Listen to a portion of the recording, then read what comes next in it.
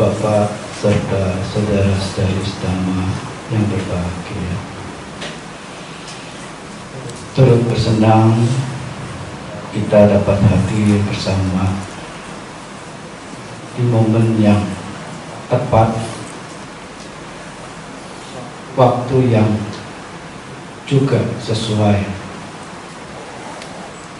yang dimana selain kita melakukan hal-hal baik dengan penguncaran pariwacana, juga memperkokoh sila dan bermeditasi atau cita bhavana,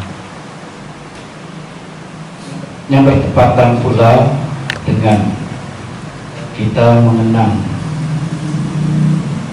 kepergian dari sahabat dalam dhamma kita, mendiang Ibu Eli Kusnadi yang tutup usia pada usia 70 tahun. Hari ini merupakan hari peringatan kepergian beliau 49 hari.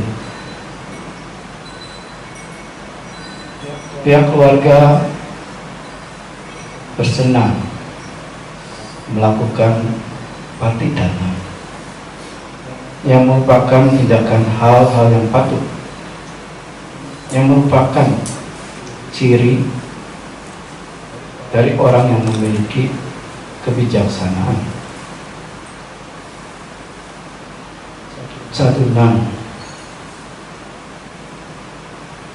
Satu rupanang katanyu kata wedita.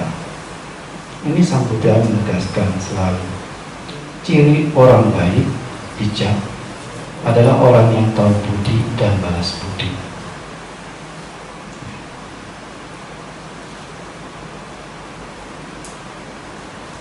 Nah, tentu hal ini dilakukan dengan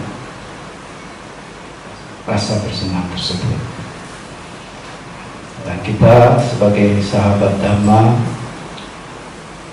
berharap, memiliki pengharapan luhur, semoga mendiang Ibu Eli Kusnadi juga sanak keluarga kita yang telah meninggal, yang mereka berbahagia, bersenang atas hal-hal baik yang kita lakukan.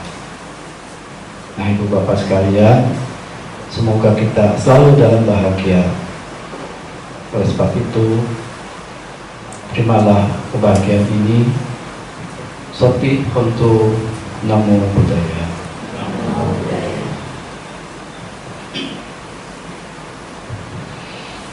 Ibu bapak saudara-saudari sekalian,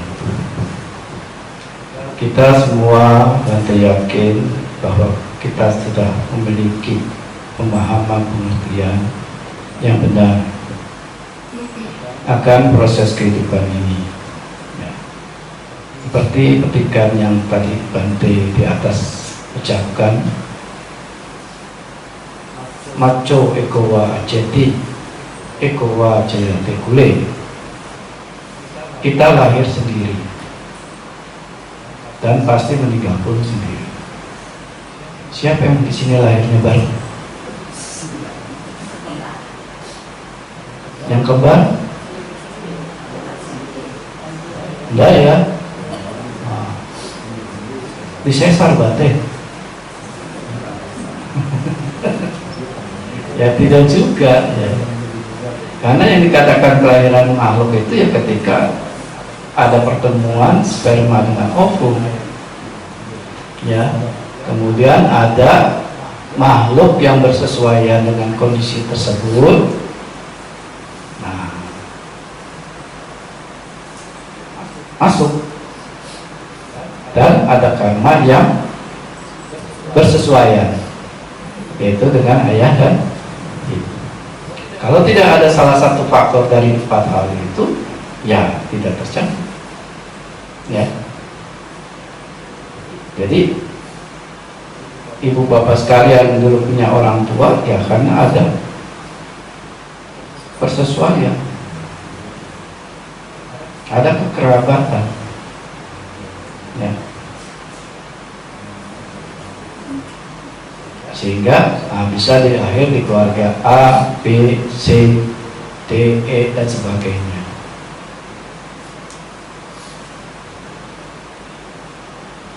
Bukan karena orang tuanya milih, ya, oh milih dulu searching, siapa nih? Ini turunan Dewa Saka, tarik, nggak bisa. Ya. Oh ini searching, ini mah peta, jangan dilihat, nggak bisa. Ya. Jadi kalau satu hal yang ketika muncul yang berkerabat dengan ayah ibu tersebut, ya tentu ayah ibu ini berharap lahirnya apa? Orang-orang yang baik-baik ya. Tetapi karena ada kekerabatan yang bersesuaian dengan karma ayah ibu dan anak yang akan lahir ini, ya kita tidak bisa googling ya, ini ya, searching ya, nggak bisa. Sehingga tidak heran ada suatu keluarga yang mendapatkan kondisi anak yang sangat baik, ya, mudah diarah tanpa harus susah payah mendidik. Bahkan untuk melakukan hal-hal wajib sesuai dengan Buddha sasana ini mudah. Ya. Tapi ada juga yang bertolak belakang, sehingga menimbulkan kerepotan.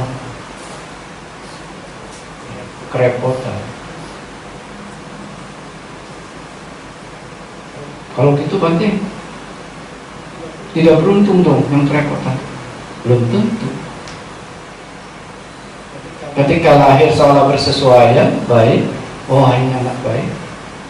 Tetapi begitu dalam pertumbuhan kita lengah, tidak mengarahkan dengan baik, bergaul dengan orang yang tidak baik pun.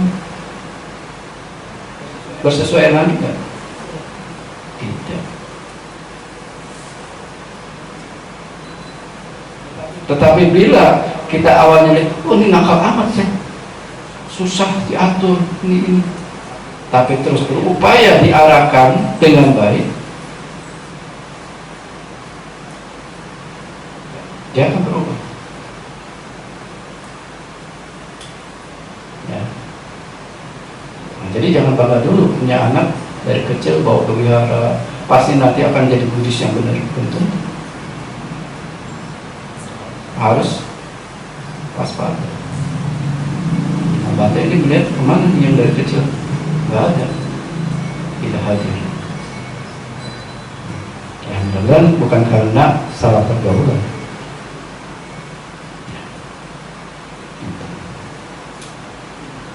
Nah, inilah yang menjadi suatu kondisi. Nah, apapun makhluk yang terbentuk lahir, ya pasti akan mengalami kematian. Tidak sepatutnya kita meratap secara berlebih, secara berlarut-larut. Kalau kita merenungkan dari sisi diri kita sendiri, ya mungkin kita menganggap sebagai yang menderita karena ditinggalkan oleh orang yang kita cintai. Tapi kalau orang yang tidak dicintai gimana? Mau meninggal? Tepuk tangannya. Enggak juga ya. Nah, jadi harus menentukan juga gimana nih. Nah, ya.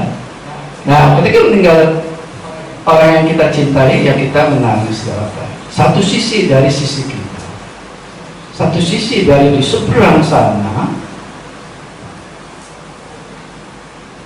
mendiang ini meninggal, dilahir dalam keluarga yang baru. Apa yang diungkapkan oleh mereka? Sedih apa gembira? Gembira, ya kan? Waktu kita lahir, orang tua kita sedih nggak? Gembira ya, senang. lahir putra putrinya.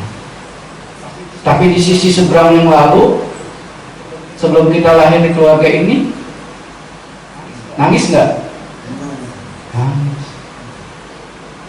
Anakku pergi, orang tuaku pergi, istriku pergi, meratap, memukul dada, berguling di lantai, merusak diri dengan tidak memiliki semangat, runtuh. Nah, ini tidak baik. Jadi kalau kita merenungkan dengan baik-baik, hal fenomena yang kita anggap ini duka, di satu sisi suka cita. Karena apa? Datang anggota baru, welcome, ya kan?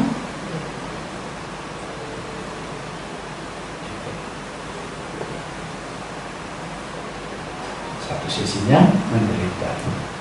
Nah, oleh sebab itu kita yang mengerti hal ini, ya harus mampu meneguhkan diri pada hal-hal wajib, pengertian yang benar. Karena tadi, ya, dari ikatan kekerabatan lahirlah menuju jalan yang lurus. Ketergantungan kebahagiaan dari makhluk karena adanya kekerabatan itu sendiri. Apa? Karena ada kekerabatan yang paling dekat, ada perbuatan kita sendiri. Itu yang paling dekat. Oleh sebab itu kita harus mampu mengarahkan diri ke arah yang baik, membimbing diri kita ke arah yang benar. Karena tidak ada lain yang menjadi kerabat kita yang paling dekat. Bukan suami, bukan istri, bukan anak, bukan cucu, bukan orang tua. Yang dekat siapa? Perbuatan kita. Karena dari ikatan kekerabatan itu kita bisa mampu membimbing diri ke jalan yang lurus. Nah itu. Nah, kalau yang kita mengenal Dharma, ajaran Dharma sejati sang kata-kata ini sungguh beruntung. Kita ditujukan hal-hal mana yang bisa mengarah pada hal-hal yang lurus, yang terang, dibandingkan orang yang tidak mengenal Dharma sejati. Ya. Jadi walaupun kita punya anak lahir dalam keluarga Buddhis, nah, jangan langsung bersenang.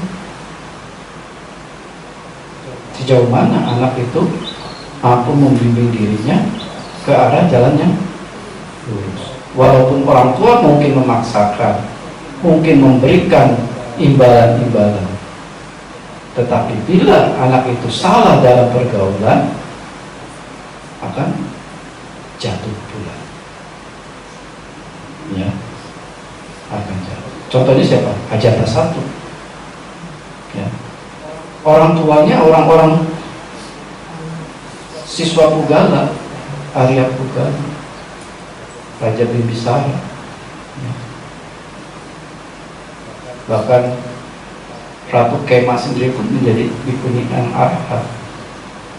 Tetapi karena salah pergaulan Pangeran Ajatasattu, akhirnya dia jatuh. Yang harusnya momen kesempatan bisa mencapai hal yang mulia tidak tercapai karena tidak mampu membimbing dirinya ke arah yang benar. Ya. Malah bergaul dengan orang-orang yang sesat, yang bala. Siapa? Yaitu Biku Dewa Datta. Yang sebenarnya kedudukan sebagai raja nggak usah harus diraih dengan cara kudeta. Itu akan waktunya akan matang sendiri.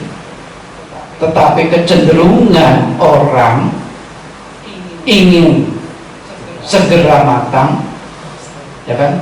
Oh, beli pisang kan nggak tahu ya buah pisang itu dipetiknya mentah ya oleh petaninya, karena dia takut kalau ditunggu matang hilang, ya kan? Zaman sekarang aman nggak? Nah, jadi petiknya mentah, terus supaya matang dia apa? Karbil. Maka ada pola ini pun tertampak dalam diri kita. Ketika kita berusaha, kita menilai diri kita sudah penuh, sudah maksimal, dan kita berharap harus matang. Dan matang-matang putus asa, akhirnya pengen di karbil. Tapi dampak karbil tidak ada nggak? Ada konsekuensinya. Satu, tidak bertahan lama, mudah busuk, cepat hancur, mudah rusak. Tapi kalau sesuatu yang matang, akan terasa manisnya, terasa, ya kan? Kalau kita mendapatkan sesuatu dari hasil keringat kita sendiri, manisnya rasanya, manis ya, walaupun nasi sama garam. Ya, ya dong. Dengan usaha, tidak boleh hasil dari mencuri, merampas, ya, menipu. Kita merasa nikmat, walaupun mungkin tidak sehebat orang-orang yang mempunyai karma yang lebih jauh lebih besar, tapi kita menikmati. Banyak orang-orang yang lebih besar kan tidak menikmati. Munculnya apa? Rasa khawatir, nanti hartanya diketahui orang, ya kan? Punya ini, punya itu, nanti orang dompleng, pengen minta, curiga ke sana, takut sama Papino, di audit pajaknya, ya, begitu. Nggak ditutupi, nggak punya ini, Pak, saya mah punyanya tanahnya cuma 100 meter, padahal 100 hektar.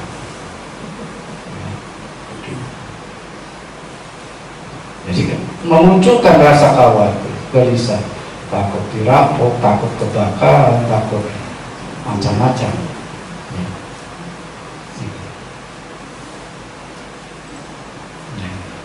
Nah, oleh sebab itu, kalau kita merenungkan dhamma, ayat dhamma pada 1 dan 2, mano bukan gama dhamma, mano serta mano maya, manasa ce badudena, pasatiwa karotiwa, tatonam tukang manwedi, cakang wawahato padang. Segala perihal muncul dipelopori oleh cipta, dipimpin oleh cipta, dibentuk oleh cipta. Cipta ini adalah karma, perbuatan. Jika cipta ini keruh, maka akan mendatangkan derita, bagaikan roda pedati yang ditarik, bagaikan lembu yang menarik roda pedati. Kita renungkan, ketika kita melakukan hal-hal dengan cipta, niatan, perbuatan yang buruk melalui jasmani, ucapan dan pikiran, berat nggak? Berat nggak? Nggak kedengar. Beratnya apa? Memunculkan takut, kesedihan, ratap tangis, derita. Ini di dunia, ya. Tapi begitu meninggal, kalau dengan cipta, pikiran, perbuatan yang keruh, kemana jatuhnya? Alam penderita. Nah, itu bagaikan apa? Lembu yang menarik, sudah tidak bisa terlepas, beban nggak? Ringan nggak itu sapi menarik gerobak, tapi nggak bisa lepas. Nah, seperti itu kita renungkan.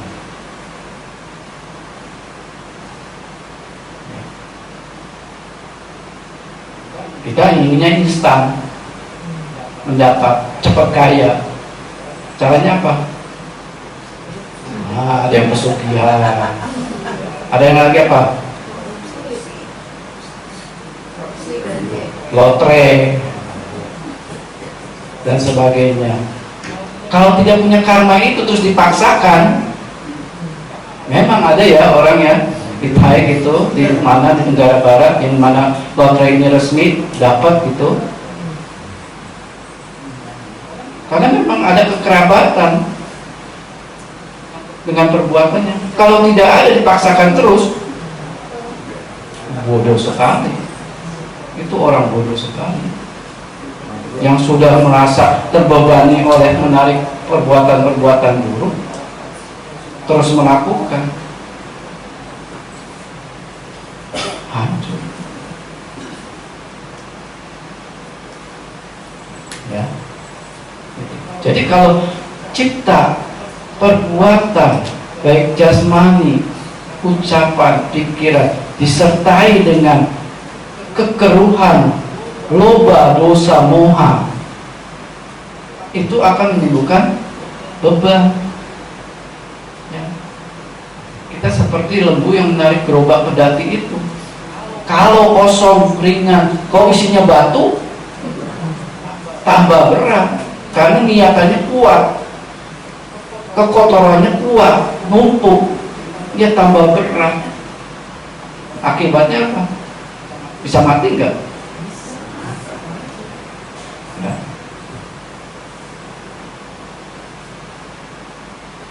Mano pubanggama dhamma, mano seta mano maya, mana sace pasanina, tasapiwa karopiwa,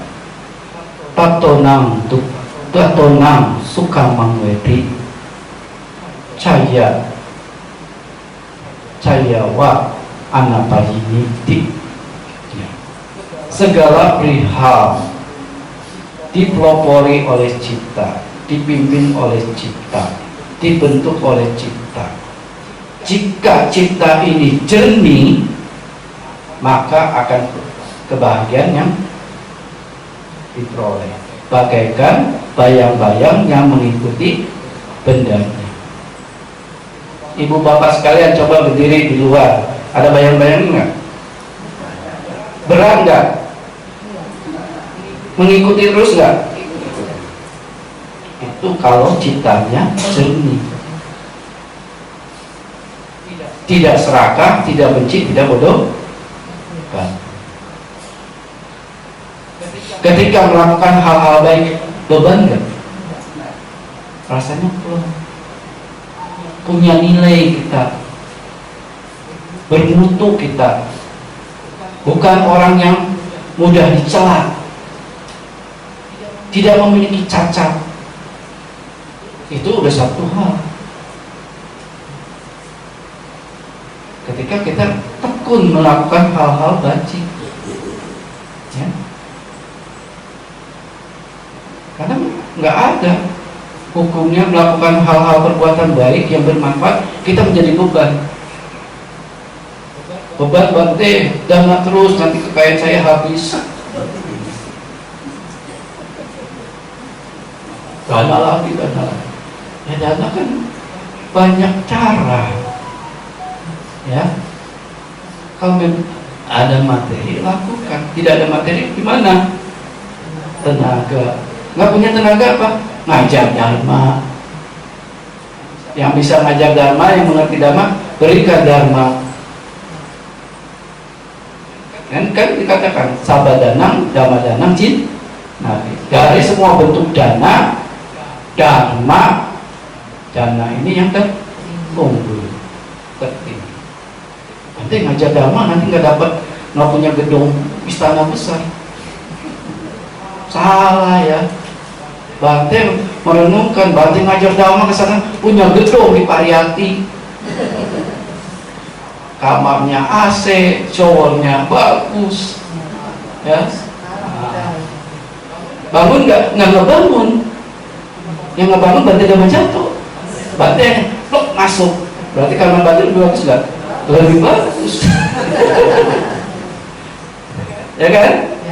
Nah, karena apa? Karena dulu berjuang bersama ibu bapak di sini, merawat wihara ini, terus mengembangkan, ya kan? Dan lain-lain. Itu kan berarti korban. Tapi menerima akibat kemana? Nah, di tempat yang lain. Tanpa harus membangun, berarti menikmati. Jadi walaupun ngajar dhamma, dapat nggak materi? Dapat kan? Kamar yang bagus, gedung yang megah. Ditanya, biku dari mana ini? Pariyati. Oh, yang gedungnya besar ya. Ya, kaya kan? Nih, nggak nyari uang tapi dapat gedung. Nah, ibu bapak sekalian, gimana? Masih kurang ya? Nah, jadi yang laki-laki harus dipangsen.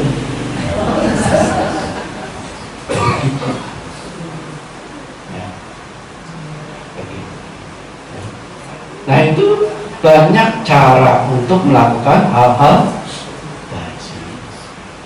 Jangan berpikir, oh saya nggak mampu. Di wihara ini butuh tenaga. Tenaga apa? Tenaga kebersihan. Wihara ini kalau bersih, duduknya nyaman, bahagia nggak yang duduk? Bahagia. Nah, kita bersenang lihat, oh orang duduk nggak nanti mau duduk tiup-tiup dulu. Kesian ya. Mau naruh gelas, dilap dulu.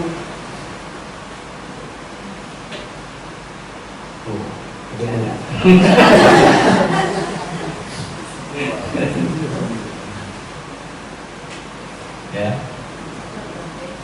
Nah.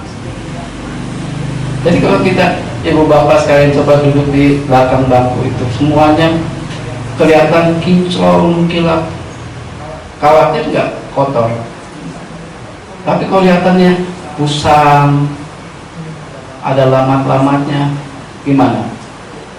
Nah, harus bersih-bersih. Jadi itu hal-hal yang sangat bisa dilakukan oleh siapa. Bahkan Sang Buddha ketika ditanya oleh orang yang tidak punya, yang papa, yang miskin, mengatakan saya tidak bisa berdana Bante karena tidak punya apa-apa.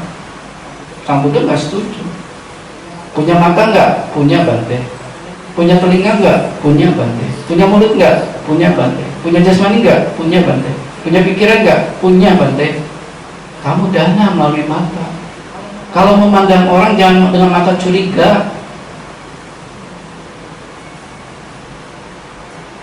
Ya. Tapi dengan mata yang apa? Ramah, senang. Nggak membandingkan, ya. Lihatnya yang mana? Yang cakep-cakep. Yang laki-laki lihat yang cantik-cantik.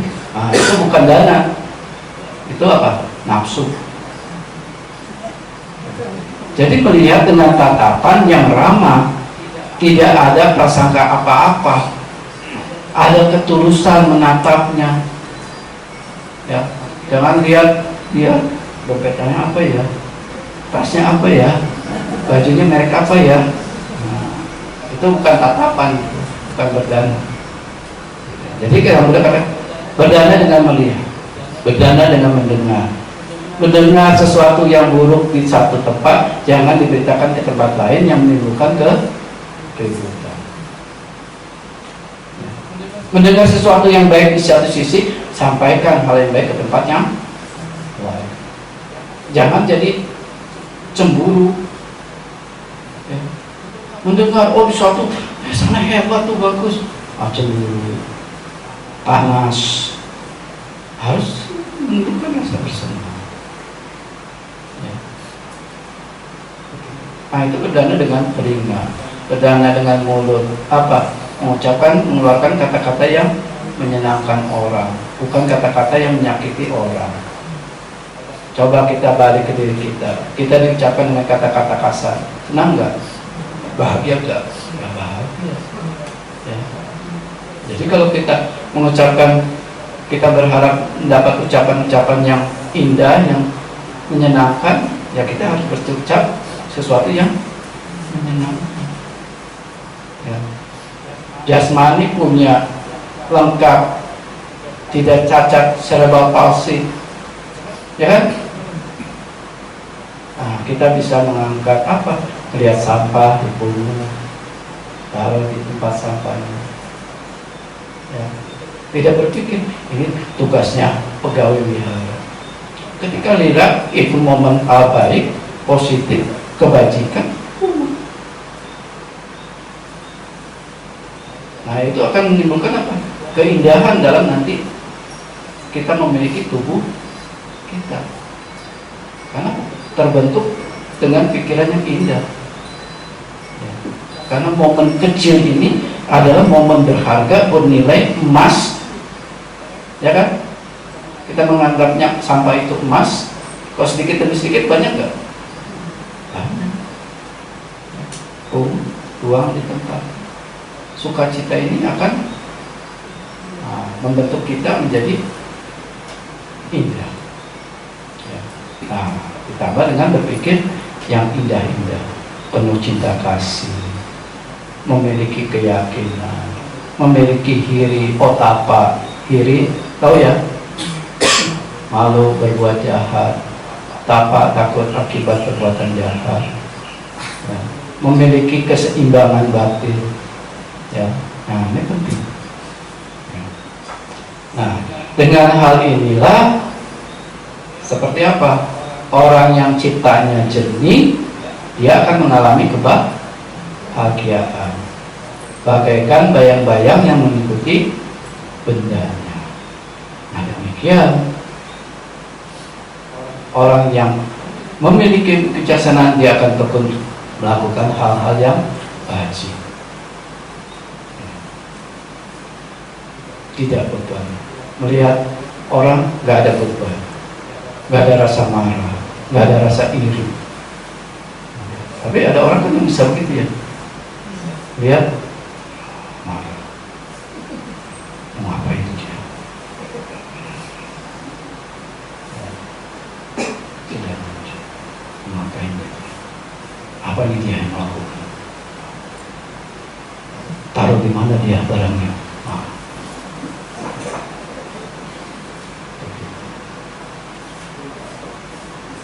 Ya.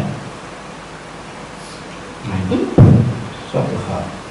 Nah, dengan memiliki kekerabatan, ikatan dari kekerabatan perbuatan-perbuatan ini, lahirlah menuju jalan yang lurus. Ya. Jadi jalan yang lurus itu Sang Yoga Parama Pewa, ya, Samboga Sabapanina, ya. Dengan kerabat, dengan perbuatan kita sendiri yang baik, kita lahir menuju jalan yang lurus. Kebahagiaan tergantung pada perbuatan kita yang telah kita lakukan. Ya.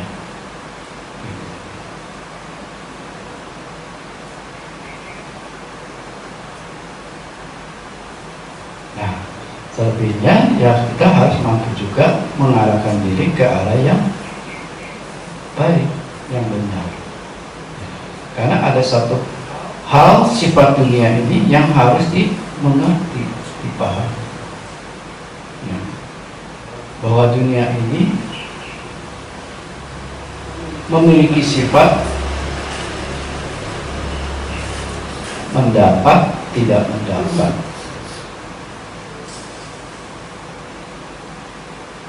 terkenal, tidak terkenal, dipuji, dicela, suka dan duka. Apakah itu yang dialami oleh orang yang belum mencapai kesucian maupun orang yang telah mencapai kesucian? Apakah itu asutawa putujana ataukah sutawa arya sawaka? 8 sifat dunia ini akan mencengkram, wajar.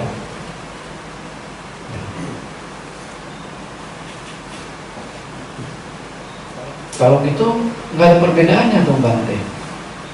antara orang yang belum mencapai kesucian dengan yang telah mencapai kesucian, antara orang yang bodoh dengan orang yang bijak. Ada perbedaan nggak? Atau ada kesamaan? Ada kesamaan. Kesamaannya kedua-duanya dilekati oleh dalam kondisi tersebut. Terkena nanti bisa mendapat, tidak mendapat, ya, bisa terkenal, bisa tidak terkenal, bisa dipuji, bisa dicela, bisa bahagia, bisa duka. Perbedaannya cara merespon. Kalau orang yang tidak bijaksana, yang belum mencapai, menganggap mendapat tenar, pujian, bahagia itu sesuatu yang baik. Tapi tanpa kompromi menolak kalau mendapat kondisi tidak mendapat, tidak terkenal, dicela dan duka.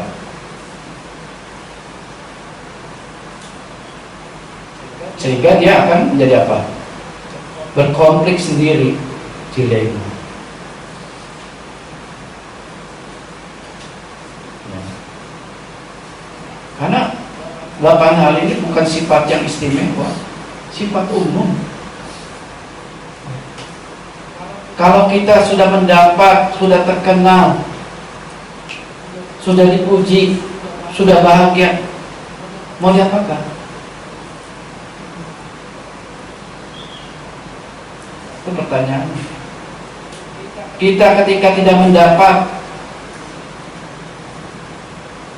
tidak terkenal, dicela, duka, pertanyaan sama, mau diapakan? Terus segala sesuatunya akan berubah nggak? Berubah dengan sendiri. Ya. Nah, orang-orang yang duniawi ini kecenderungannya terobsesi. Kalau yang baik-baik buat saya, yang jelek-jelek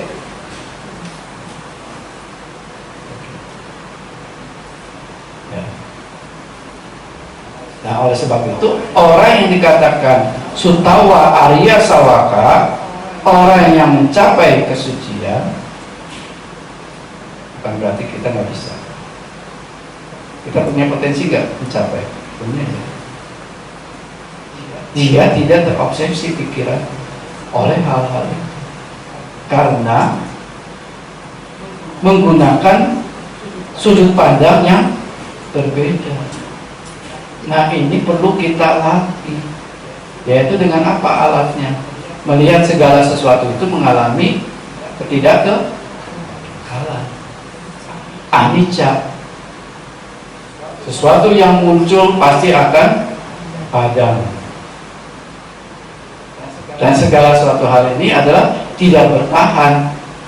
Dukkha. Duk itu sukar, ka itu menanggung. Sukar ditanggung, sukar ditahan. Walaupun gedung ini bagus, tapi bisa hancur nggak? Bisa hancur. Ya. Dulu ini catnya bagus. Ya. Tidak ada bocor. Nah, kemarin Bante pulang dari Cilegon, bocor. Ya. Jadi perlu harus diperbaiki. Ya. Jadi nanti kalau ibu bapak sekalian datang, lihat ke atas, keliling, jangan lihat kuda terus. Ya. Lihat kuda terus tapi nggak melakukan hal baik, gimana? Sia-sia ya. Tapi nanti lihat ke atas, ada bocor itu, harus perbaiki nih, harus kali tak pengurus. Kalau dibiarkan terus, ya nanti rumah kita hancur. Ya.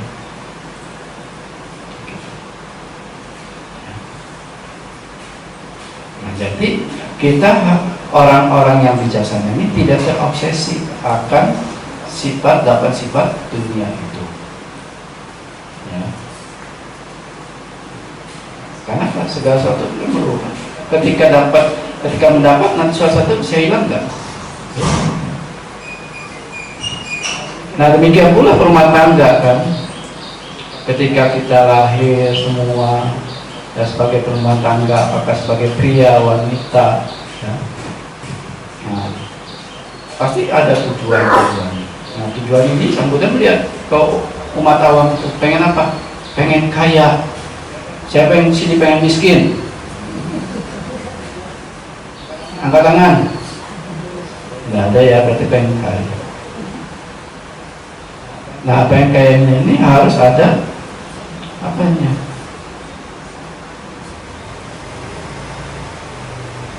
Ada yang harus dicari, yaitu harus dengan bijaksana, dengan kebijaksanaan.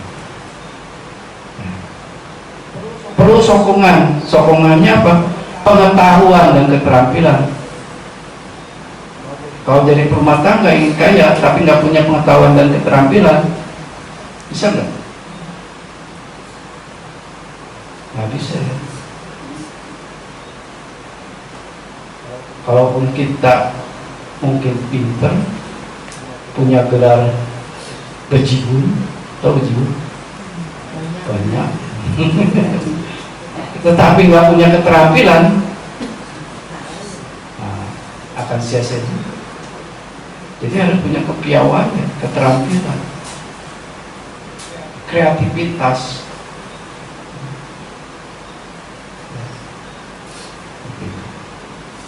Nah, jadi penyokong rumah tangga untuk mencapai kekayaan ini selain satu harus bijaksana, juga pandai, harus punya pengetahuan dan keterampilan. Apa yang menjadi sasaran rumah tangga? Yaitu pekerjaan. Apa yang dikerjakan akan nanti menghasilkan. Nah tujuan akhirnya apa? Kerjaan ini selesai dan menghasilkan sesuatu yang menyenangkan kita, ya kan? Apakah itu keuntungan? Ya. Demikian. Nah demikian pula ketika sudah dewasa, ya. Dulu juga Pak Bung sampai berjuang dari Pulau Bangka ke Jakarta, susah. Terus tujuan untuk apa? Berkeluarga. Nah, setelah mendapat punya anak menikah, punya cucu. Tapi ada satu hal yang tidak bisa dihindari lagi apa? Tidak mendapat untuk mempertahankannya. Bisa nggak Pak Bu? Tak bisa. Bisa mempertahankan anak istri kita? Tidak bisa. Jadi ada kalanya mendapat bersama-sama. Jadi mendapat ini jangan dinilai dari untung aja ya. Mendapat itu bisa berkumpul bersama. Ada suatu saat kita berpisah, tidak mendapat. Dan ini tidak bisa dihindari. Itulah sifat dunia. Kalau terobsesi, kita sedih. Kalau tidak terobsesi, kita bisa seimbang batin kita. Memahami, mengerti segala sesuatu yang lahir pasti akan ada. Buah mangga yang matang, khawatir nggak? Khawatir. Semakin matang akan kemana? Jatuh sendiri, ya kan? Demikian pula kita, semakin matang usia kita, mau kemana? Ya, oh berarti kita yang muda-muda masih lama ya berarti? Enggak juga ya. Karena kita lihat pohon mangga kan ada mangga yang masih kecil, tiup angin, jatuh. Ya. Yang masih mengkel, jatuh. Jatuhnya banyak ya, angin, ada orang yang sodok, nah, gitu kan. Tetapi mangga yang matang, khawatir nggak? Khawatir juga. Karena tidak bisa dihindari, dia akan jatuh. Dan demikian pula kehidupan kita setelah lahir mengarahnya pada kematian. Nah itu harus bukan menjadi suatu hal yang kita khawatirkan. Nah, justru kita harus mempersiapkan matangnya apa? Matangnya manis ya, baik. Ya seperti tadi, dari bayang-bayang yang mengikuti bendanya. Semakin besar bayang-bayangnya, berat nggak? Enggak juga kan? Semakin banyak kebajikannya, berat nggak? Hah? Malah teduhnya semakin besar, ya kan? Begitu. Ya. Nah, jadi inilah yang harus kita renungkan. Nah, 8 kondisi dunia ini harus dipahami sebagaimana adanya, bukan sebagaimana yang kita harap. Kenapa? Akan berubah. Ya. Tadi pertanyaannya, mendapat, terkenal, dipuji, bahagia, mau diapakan? Karena pada posisinya hal itu pun akan mengalami perubahan. Viparinama dhamma akan selalu berubah. Sedikit lengah, padat, ya.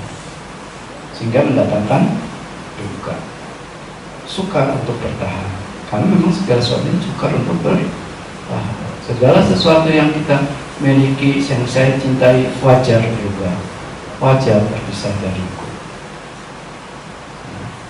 Nah itu tugasannya, menanamkan persepsi pengenalan tentang ketidakpuasan, sehingga ketika mendapatkan sesuatu kita tidak melakukan, tidak terobsesi, tapi mampu menggunakan hal itu untuk melakukan hal-hal yang bermanfaat, yang mendatangkan apa? Suatu bayangan yang besar tapi ringan. Bukan menyebabkan kita terikat seperti lembu yang menarik gerobak pedati, dipakai untuk hal-hal yang tidak baik, pesta pora, mabuk-mabuk, ya, atau melakukan hal-hal yang ingin cepat sebagainya. Nah, kembali lagi, kalau nggak ada perbuatan yang berkerabat ya sulit. Dan kalau sudah meneliti itu tidak ada kerabatan, dilanjutkan, itu kelewat bodoh.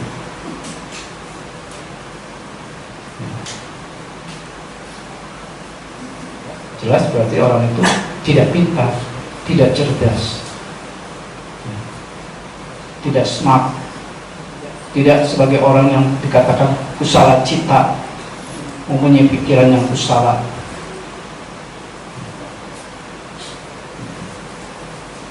Ya. Nah, ibu bapak sekalian, inilah yang harus kita renungkan.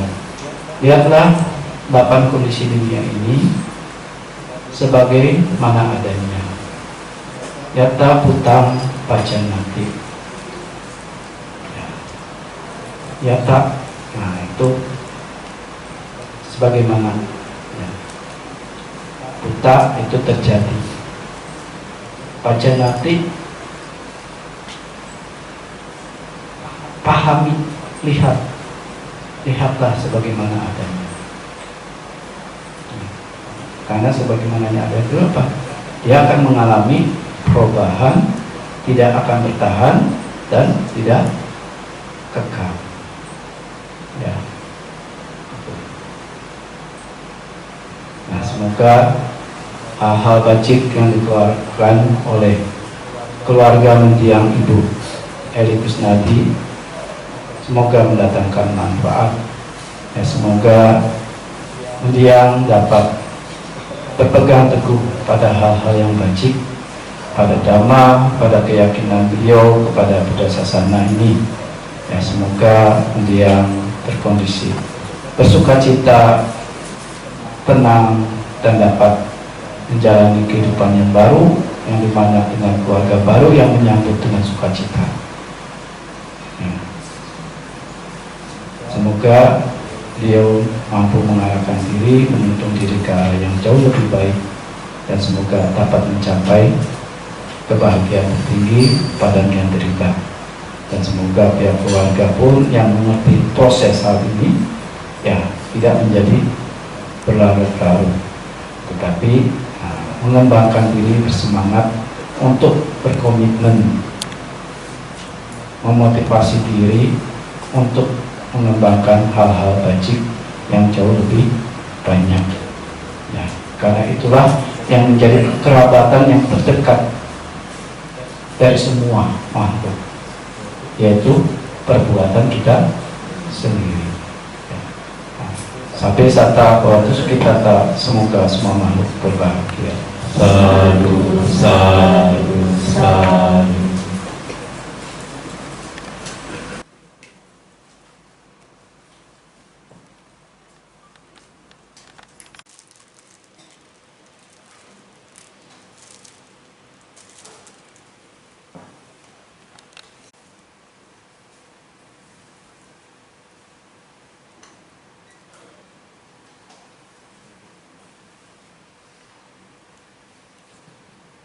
Ya, dapat turut merenungkan dengan pikiran batinnya. Semoga sang keluarga kami pun turut bersukacita atas hal-hal baik, pengencaran parita, pemahaman dhamma sejati dari sang guru ini. Semoga mereka pun terdidik, terarah dengan baik, dan semoga mereka mencapai kebahagiaan akibat dari perbuatan-perbuatan dari mereka. Ya, berenungkan dengan sepenuh hati. Yatta wariwaha pura paripurenti sakaram ewa mewa ito tinang petanang upakapati icitang patitang tumhang kipamewa samijatu sape purentuk sangkapa canto panaraso yatta manico tiraso yatta Satitiyo vivacantu sakaro govina satumate kawa pantarayo sukhi. Yang baru kembali dari Thailand ya.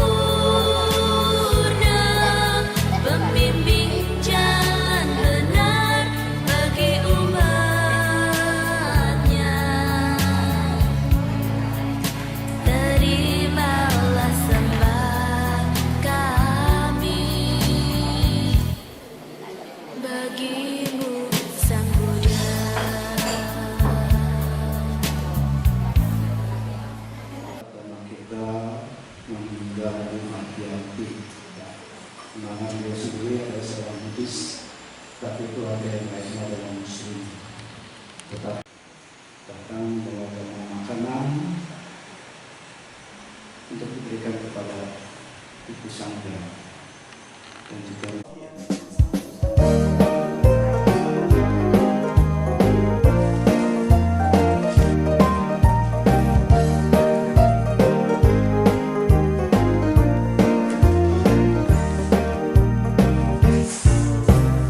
bersukacitalah di dalam Buddha, karena Dia telah datang untuk kita.